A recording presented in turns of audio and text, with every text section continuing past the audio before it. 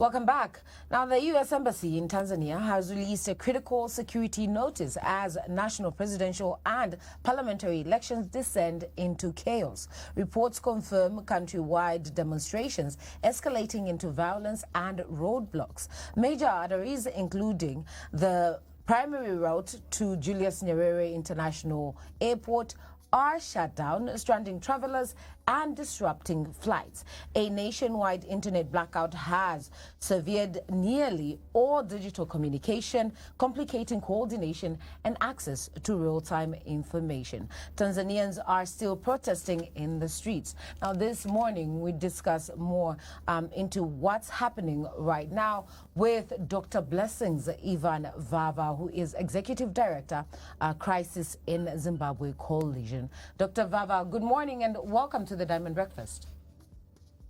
Good morning and thank you for giving us this platform. Dr. Vava, we appreciate you being here with us, and we would like to start off our conversation with just what's happening in Tanzania, the unrest that we have seen that has affected, the general citizenry there, and I would like to get your sentiments. Well, the events that are happening in Tanzania are quite disturbing, and you know that they are as a result of the flawed elections that country is holding. That country held on Tuesday. As you know, that the main opposition parties or the leaders were barred from participating in that election. As I'm speaking to you now, they are in prison.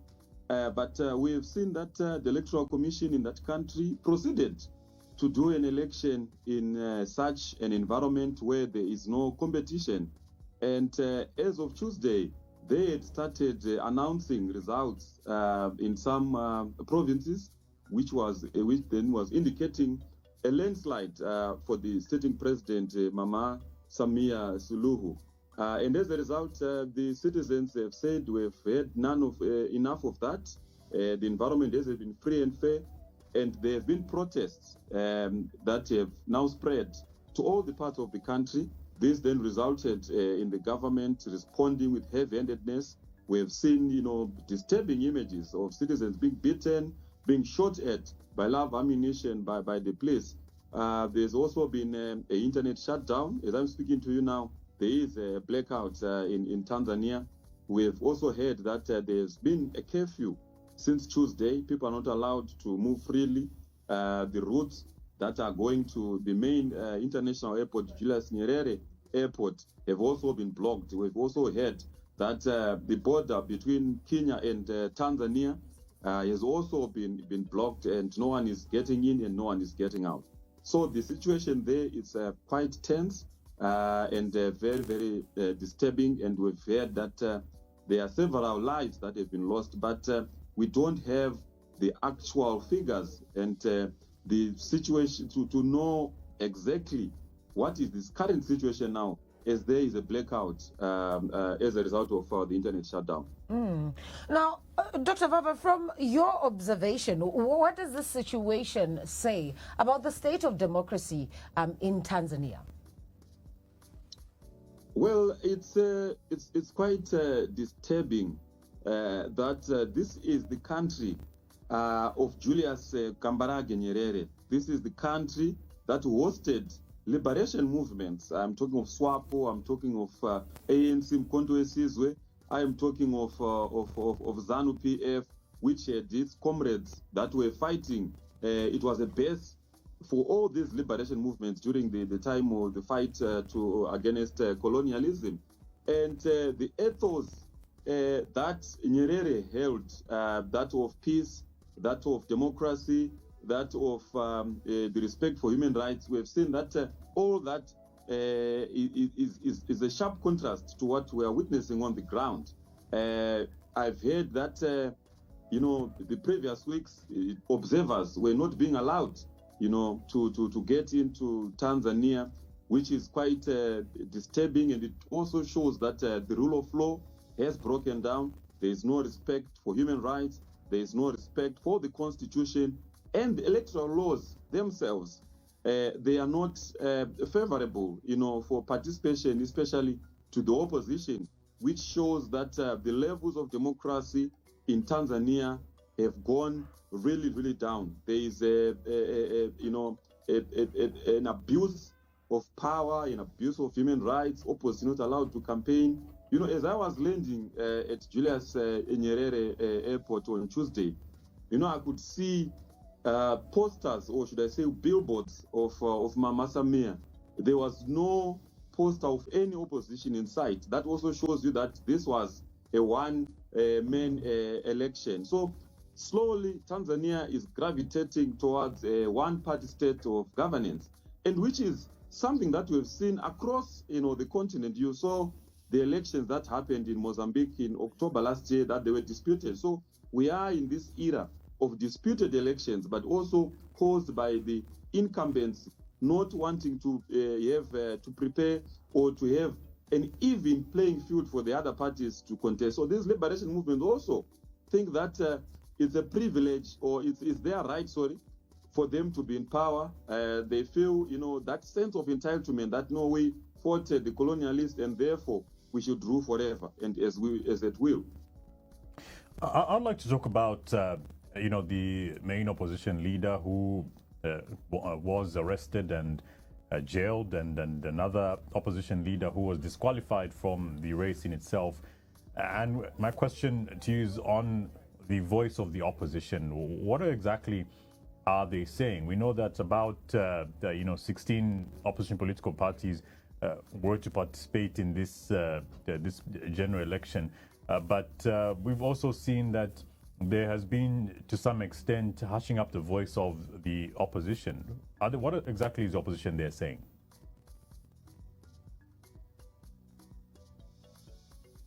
I didn't get your question. So my question is... Can you come again? I hope you can hear me. Part of question. Right. Let me just rephrase my question. So my question is on the opposition over in Tanzania. We have seen that the main opposition leader there has been jailed, but another opposition leader having been disqualified from the presidential race. So what exactly is the opposition saying, especially with regards to what is currently happening? Well, the opposition have dismissed these elections from the word go. That it's not an election, it's a sham of an election. It can't be called an election when the other participants are barred, from participating. Their leaders are in prison now. So from the word go, before this election, they had said that this election is a nullity, this election is a sham, and it's for the world to see, that there is no democracy in Tanzania. I think that is one of the central messages that we've been getting from the opposition, and they're also calling, for the other bodies, the African Union, the East African Community, and the SADC, to come in and see for themselves that things are getting out of hand. In fact, they had already, put some red flags before this election was held. But it's so surprising that still the authorities continued to host, to hold an election under such an environment, where those who are supposed to participate are in jail, where the rights of those who are supposed to participate have been curtailed. Now, with such an environment, then I would like to also understand how civil society organizations as well as election observers are managing under these circumstances. Well, it's quite difficult. For myself, for us, as the Zimbabwe Coalition, we have colleagues that were also part of the solidarity mission in Tanzania. Actually, they're actually trapped there. They can't move out. Their flights were, I think they were supposed to leave today, but they've since been informed that they can't even leave the hotel. And from our colleagues that are in the civic society, they are saying that the situation is likely going to turn ugly as this has spread in the other parts of the country, and there are no signs of relentlessness. So they are very worried also about the way that the authorities have been responding, with brute violence, live ammunition, and they can't even account for the number of Tanzanians that have lost their lives. Losing a life when you are supposed to be participating in election, it's quite disturbing. So they are also calling for, regional solidarity, but more importantly, they are calling for peace, but also for the East African community and SADC and the African Union to rein in and engage, the ruling party and the government of Tanzania to stop, this violence that we are seeing, and also allow, Tanzanians that are protesting. It's their right, actually, that is enshrined in the constitution of Tanzania to express themselves through expression that they're voting, as long as they are doing it in a manner. But of course, that in such an environment, there are opportunists also who also try to instigate violence in such circumstances. I'd like to also get an understanding of whether we've been able to hear from Her Excellency Madam Samia Suluhu Hassan. Has she said anything around what is currently happening in Tanzania, and any word to possibly get to see this unrest being put to a halt? Well, what is also very worrying is the silence of the president, the silence of the ruling party, and the deafening silence of the government of Tanzania.